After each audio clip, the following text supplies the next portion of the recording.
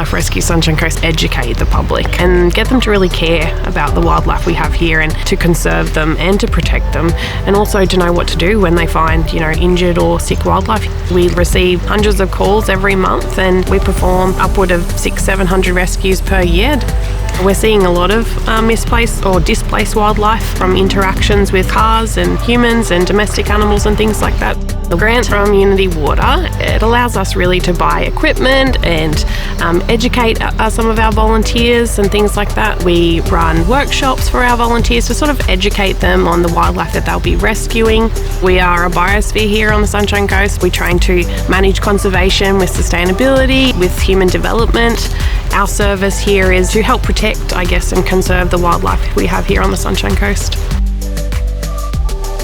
Lily House was established 15 years ago. Our mission is to provide young women and their children who come to us in crisis with a loving home. We often had teenage mums, young women under 25. More and more we see women up to around 40 years of age who are still fleeing domestic violence, still recovering from homelessness and drugs and alcohol addiction.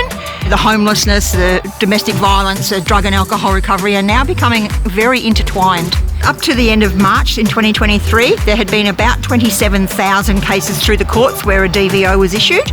The Unitywater grant this year was amazing. We were able to put a tow bar on our vehicle and get a trailer so that we can help when girls move out or in.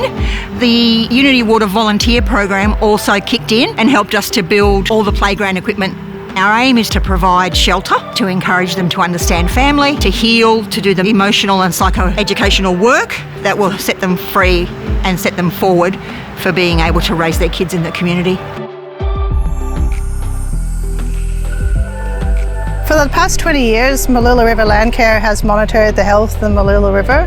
One of the ways that we do this is that we look at macroinvertebrates living in the water system.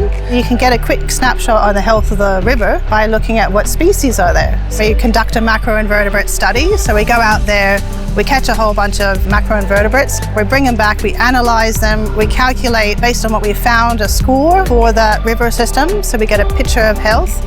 Sunshine Coast is one of the most rapidly developing areas in Queensland. By 2041, they think there's going to be 500,000 people here. So you can imagine the amount of new homes and developments to house all these people. So there is a real risk of destroying what we love about this place. Our Unitywater grant has enabled us to bring this Bugs to the Rescue program to more people. So we're able to go to schools or invite the community to be involved. Programs such as these are really important because they aim to connect people with their natural environment. We hope to spark that childlike curiosity. I think when you know more about something, you care more about it.